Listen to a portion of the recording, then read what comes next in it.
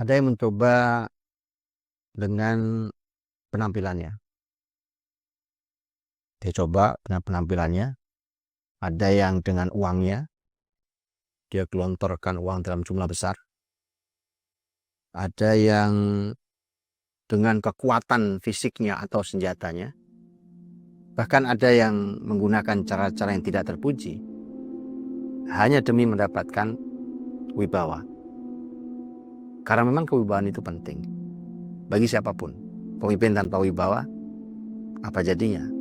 Kepala rumah tangga tanpa wibawa, bagaimana ia bisa mendidik seorang ibu tanpa wibawa? Bagaimana dia bisa mengarahkan keluarga dan anak-anaknya? Karena wibawa penting, orang menggunakan banyak cara. Tapi tahukah kita bahwa untuk mendapatkan wibawa itu sesungguhnya ada dalam diri setiap orang-orang yang beriman? Bagaimana itu? Selamat datang di Ramadan Kalibrasi Rasa, tempat memberi inspirasi.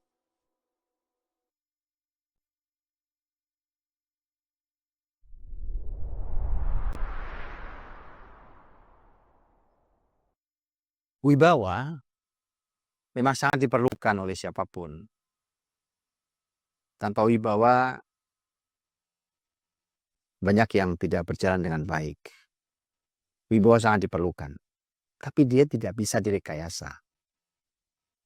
Kalaupun ada yang mencoba merekayasanya, kemudian nampak berhasil, yakinlah sesungguhnya tidak berhasil. Mungkin dia bisa membeli, tapi bukan hati yang dia beli. Sehingga tidak ada wibawa yang sesungguhnya. Kalaupun nampak orang menghormati, bisa jadi hanya basa-basi. Tapi di balik itu semua, malah merendahkan dan tidak menghormati. Bagaimana wibawa itu bisa diraih? Orang-orang beriman punya modal utama. Ya, orang beriman yang punya modal utama besar. Dengarkan kalimat luar biasa dari seorang yang memiliki pengalaman, memiliki rasa itu, memiliki ilmunya, dan bahkan itu ada dalam dirinya.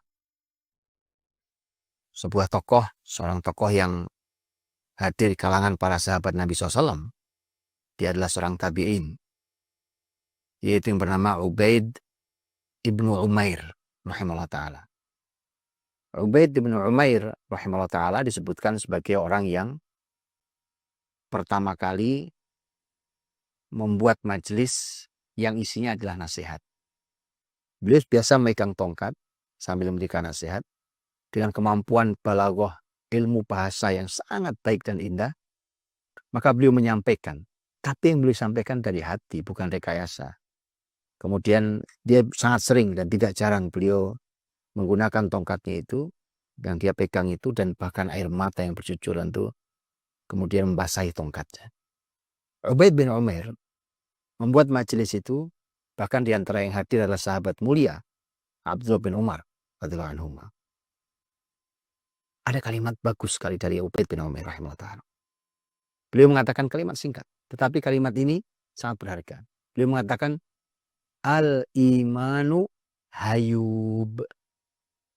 Iman itu sangat wibawa. Sekali lagi, iman itu sangat wibawa. Ubaid bin Umair rahimahullah ta'ala, beliau sendiri nanti wafat hanya beberapa hari sebelum wafatnya Abdullah bin Umar radhiyallahu anhu. Kalimat ini datang dari orang sehebat dan sesoleh Ubaid bin Umair. Kan Ubaid bin Umair disebutkan sebagai salah satu ahli ibadah, orang berilmu yang ahli ibadah, sehingga lisan-lisannya itu begitu basah dengan zikir pada Allah dan dari hatinya yang paling dalam, sehingga kemudian menghasilkan nasihat yang bisa menyentuh dan masuk ke semua hati masyarakat yang mendengarnya. Dan beliau yang merasakan betul sampai mengeluarkan kalimat al-imanu hayub. Iman itu sangat wibawa. Iman sangat wibawa. Ini menguntungkan orang-orang yang beriman kepada Allah. Orang-orang yang beriman kepada Allah, orang-orang yang takut kepada Allah, dan orang-orang yang takut kepada dosa, gabungan dari keduanya membuat orang yang beriman memiliki wibawa, karena iman itu adalah wibawa. Hal ini bisa kita lihat dari kalangan generasi salafus soleh. Contohnya sangat amat melimpah dan banyak. Orang-orang yang beriman dengan iman yang level sangat tinggi. Dan bagaimana mereka punya pancaran wibawa dari dalam hatinya. Orang sekedar melihatnya, bahkan beliau tidak bicara, itu bisa merasakan pancaran wibawa. Yang kadang wibawa itu membuat kita tertunduk. Tertunduk karena pancaran wibawa itu. Bahkan mungkin kadang kita tidak sanggup menatapnya. Atau kita bahkan tidak berani bertanya pada kita sangat ingin dan perlu. Seperti yang terjadi pada sahabat mulia radhiyallahu anhu, sahabat muda yang rajin belajar dan kemudian menjadi tokoh besar di umat ini, yaitu Abdullah bin Abbas radhiyallahu anhu. Abdullah bin Abbas radhiyallahu anhu, sahabat muda yang rajin sekali belajar dan kemudian menjadi tokoh besar di umat ini. Beliau orang yang merasakan itu. Sampai dia merasakan sebenarnya dia ingin bertanya, dia sangat perlu dengan ilmu. Terutama ketika Abdullah bin Abbas membaca ayat di dalam surat At-Tahrim. Di mana di sana ada disebutkan tentang dua orang wanita yang membuat Nabi SAW sedih dan susah. Abdullah bin Abbas penasaran tentang siapa dua wanita itu. Siapa dua istri Nabi yang disebut dalam Quran tapi tidak disebut namanya. Abdullah bin Abbas mengatakan, setahun lamanya saya tidak berani bertanya kepada Umar bin Khattab radhiyallahu anhu. Baru Umar bin Khattab itu orang yang tahu. Mengapa? Karena Umar orang dengan pancaran wibawa yang sempurna. Fisiknya, tatapannya, langkah kakinya, suaranya, dan tentu yang paling besar bukan itu. Yang paling besar adalah ilmu dan imannya. Abdullah bin Abbas sampai apa sulitnya dia bertanya, tapi memang terlalu besar pancaran itu sehingga dia tidak berani bertanya setahun lamanya. Sampai kemudian ketika dia sudah bisa mengumpulkan keberanian selama setahun itu, baru kemudian dia bertanya, siapa dua wanita itu, wahai Umar bin Khattab, dan Umar bin Khattab kemudian menjawabnya. Abdullah bin Abbas tahun lamanya baru kemudian beliau bertanya kepada Umar bin Khattab, dan Umar kemudian menjawabnya. Dua wanita itu adalah Aisyah dan Hafsah radhiyallahu anhuma.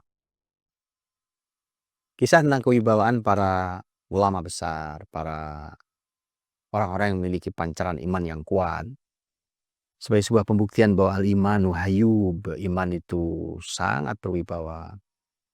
Banyak sekali kisahnya. Kita bisa melihat umpamanya tokoh besar, alim besar, imam dari hijrah, Al-Imam Malik rahimahullah ta'ala. Imam Malik rahimahullah ta'ala dikenal memiliki pancaran iman yang dahsyat sehingga pancaran wibawanya sangat besar. Sangat besar pancaran wibawanya. Kalau di kesaksian murid terbaiknya, salah satu murid terbaiknya itu yaitu Imam Syafi'i rahimahullah ta'ala.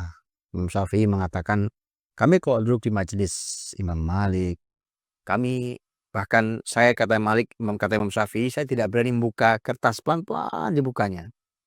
Hanya gara-gara saya sangat khawatir bahwa suara kertas itu mengganggu beliau. Lihat wibawa sebesar itu. Kertas apa? Seberapa suara mengganggunya? Dan tidak ada yang mengganggu itu majelis ilmu. Tapi begitulah, itulah yang ada yang tertanam tanpa rekayasa. Bagaimana kau penghormatan yang hadir karena wibawa sang guru yang memang memiliki pancaran ilmu dan iman. Imam Malik rahimahullah ta'ala juga dikenali sebagai orang yang memiliki wibawa yang sangat dahsyat bahkan di hadapan para pemimpin. Para pemimpin yang hadir, yang bahkan hadir di majelis, duduk di majelis Imam Malik rahimahullah ta'ala. Imam Malik ketika menyampaikan ilmu tidak pernah berbasa-basi. Bahkan kalaupun mungkin ilmu itu menyinggung sang pemimpin. Atau Imam Malik ketika menyampaikan sebuah pendapat beliau atau kesimpulan beliau terhadap ilmu, Itu bahkan tidak ada satupun yang berani bertanya, dari mana Anda dapatkan ini, wahai imam. Begitu kuat wibawanya. Tidak ada yang berani menegur beliau di majelis beliau, dan seterusnya, sampai inilah yang bisa kita lihat terjadi di majelis Al-Imam Malik Imam Darul Hijrah. Bahkan ketika yang hadir itu adalah seorang pemimpin besar sekalipun, bahkan khalifah sekalipun. Pancaran wibawa itu dengan nyata kalau bertemu pancaran wibawa seorang pemimpin dengan pancaran wibawa orang yang berilmu dan beriman, kalau bertemu dalam satu majelis, pancaran wibawa pemimpin kalah. Itu menandakan bahwa iman itu hayub. Iman itu sangat berwibawa. Itu pula yang bisa kita saksikan, apalagi kalau mereka adalah sesama para ulama, sesama para ahli ilmu. Mereka sangat bisa merasakan wibawa, karena itu pertemuan dua wibawa sesungguhnya yang sama, sehingga mereka bisa merasakan betul getarnya. Kisah yang disampaikan tentang dua imam besar, yaitu Ishaq bin Rahawiyah atau Ishaq bin Rahawiyah dan Yahya bin Yahya rahimahumullah, dua imam besar. Ketika mereka berdua suatu hari menjenguk orang sakit. Kemudian begitu mereka mau masuk ke pintu, karena pintunya hanya muat satu orang, maka kemudian Ishaq bin Rahawiyah mengatakan pada Yahya, silakan Yahya masuk duluan. Kemudian kata Yahya, silakan Anda wahai Ishaq masuk duluan. Silakan masuk duluan. Karena kata Ishaq kepada Yahya, Yahya, Anda secara usia lebih tua daripada saya, silakan masuk duluan. Kata Yahya, betul, secara usia saya lebih tua, tapi secara ilmu Anda lebih berilmu. Maka silakan masuk terlebih dahulu. Dan itulah yang kemudian membuat Ishaq bin Rahawiyah kemudian masuk terlebih dahulu. Babnya mungkin sederhana, hanya masalah siapa yang masuk lebih dahulu. Tapi ini babnya adalah sebuah bab tentang kewibawaan yang tidak bisa direkayasa. Dan sekaligus menjadi catatan penting buat kita, hari ini kita mendahulukan siapa? Itu catatan pentingnya. Kemudian sampailah kita pada Ramadan. Ramadan, siapa yang tidak tahu bahwa kita ini masuk Ramadan harus dengan iman. Ya ayyuhalladzina amanu kutiba alaikumusiyam. Kemudian masuklah ayat-ayat Ramadan. Kalau Ramadan sebesar itu, kita harus membawa iman. Dan kita akan mendapatkan begitu besar tambahan iman di Ramadan. Itu artinya, semestinya, kita mendapatkan wibawa yang semakin besar seiring dengan kita berada di hari-hari Ramadan. Hal yang sangat penting adalah kalau iman itu besar, kemudian wibawa kita besar karena iman, maka ada pembahasan sangat penting di level dunia internasional, yaitu musuh Islam tidak akan berani macam-macam karena muslim punya wibawa. Siapapun yang melihat orang berwibawa, dia akan tunduk. Dari mulai dia takut atau dia hormati. Kalau begitu adanya, maka muslimin tidak diganggu. Muslimin tidak perlu berbelas kasihan kepada siapapun.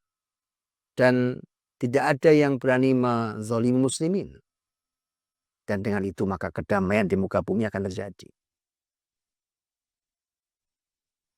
Begitulah ketika iman muslimin semakin hari semakin baik, dan Ramadan pasti akan memberikan itu semua. Asal kita masuki Ramadan dengan iman, dan kemudian kita keluar dari Ramadan dengan membawa keimanan dan ketakwaan.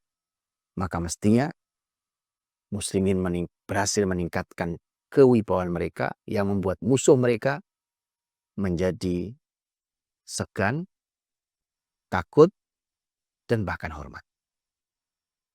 Tapi biarkan semuanya berjalan dengan bertahap. Dari generasi ke generasi, dari Ramadan ke Ramadan, dari iman ke iman. Dan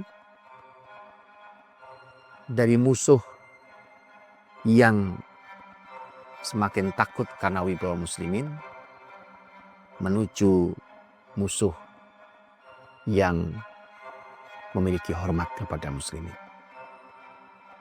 Ini inspirasi saya. Mana inspirasimu?